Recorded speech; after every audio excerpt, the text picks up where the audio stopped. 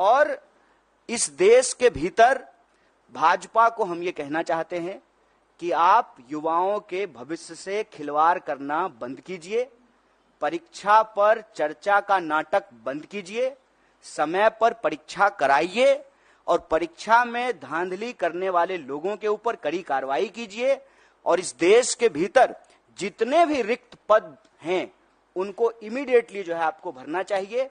और यह जो आपकी ध्यान भटकाओ योजना है, मैं कहता हूं कि देश की संस्थाओं को सरकार से अच्छी चीजें सीखनी चाहिए। सरकार से देश की संस्थाओं को गलत चीजें सीखने की जरूरत नहीं है। जैसे सरकार का काम है डाइवर्ट करना, उसी तरह से संस्थाएं भी जो है ध्यान भटकाओ योजना में संलिप्त हो गई है। एक सीधा सा प्रश्न है कि जब परिणाम आना था 14 तारीख को, तो आप 4 तारीख को परिणाम क्यों लेकर के आए हैं?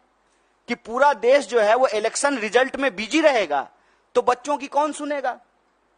माँ बाप भी जो है टीवी पे बैठ करके इलेक्शन रिजल्ट देख रहे होंगे, तो जो रिजल्ट में गड़बड़ी हुई है उसके बारे में कौन सुनेगा?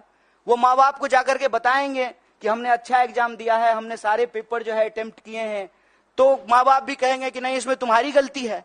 लेकिन जब आप इस पूरे प्रोसेस को देखेंगे, विद्यार्थी की कहीं से भी गलती नहीं है, क्योंकि ट्रांसपेरेंट तरीके से एग्जाम नहीं कराया गया है और साफ साफ एनटीए ने साफ साफ जो है इस बात से डिनाई कर दिया कि जो है पेपर लीक हुए हैं।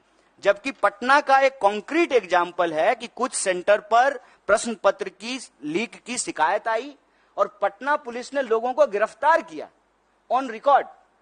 पटना पुलिस पेपर लीक करने के मामले में कुछ लोगों को गिरफ्तार कर रही है और एजेंसी कह रही है कि कोई प्रश्न पत्र लीक नहीं हुआ है।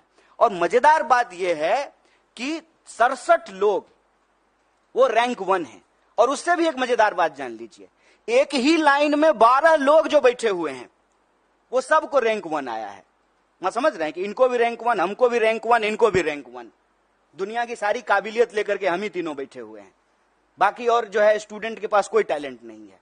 एक ही सेंटर पर एक ही रो में बैठे हुए 12 लोग टॉप कर गए हैं और 100 में 100। हम किसी की योग्यता पे सवाल नहीं उठा रहे हैं, लेकिन जो एनटीए है उसकी योग्यता पे जरूर सवाल उठा रहे हैं, सरकार की मंशा पे सवाल उठा रहे हैं और सीधा सीधा ये मांग कर रहे हैं कि आप देश के बच्चों के भविष्य से खेलना बंद कीजिए, युवाओं के भविष्य से खेलना बंद कीजिए, समय पर एग्जाम कराइए, धांधली को रोकने के लिए, पेपर लीक को रोकने के लिए कड़ा कानून बनाइए और अभी जो नीट का मामला है उसकी जो है पुनर्समीक्षा कीजिए। जो लोग भी कंप्लेन कर रहे हैं उसका रिड्रेसल कीजिए और सुप्रीम कोर्ट ने, हमारे अध्यक्ष जी ने डिमांड किया है, सुप्रीम कोर्ट की निगरानी में इसकी जांच कराइए और जांच में ये गड़बड़ी, ये आरोप सही पाए जाते हैं तो आप एग्जाम को रिकंडक्ट कराइए और ये चालाकी करना बंद कीजिए कि जिस दिन जो है लोकसभा इलेक्शन का रिजल्ट आ रहा है उसी दिन नीट का रिजल्ट निकाल देते हैं। और यह जो धांधली की गई है, गड़बड़ी की गई है, बच्चों के भविष्य के साथ जो खिलवाड़ किया है, ये चालाकी नहीं चलेगी। परीक्षा पर चर्चा का राजनीतिक और इलेक्टोरल पॉलिटिकल स्टंट हम लोग देख चुके हैं। ये बात जो है विद्यार्थियों को वोट बैंक में समझने का, समेटने का नहीं है। यह बात है कि बच्चे इस देश के भविष्य हैं और उनका जीवन मरण जुड़ा हुआ है इस बात से।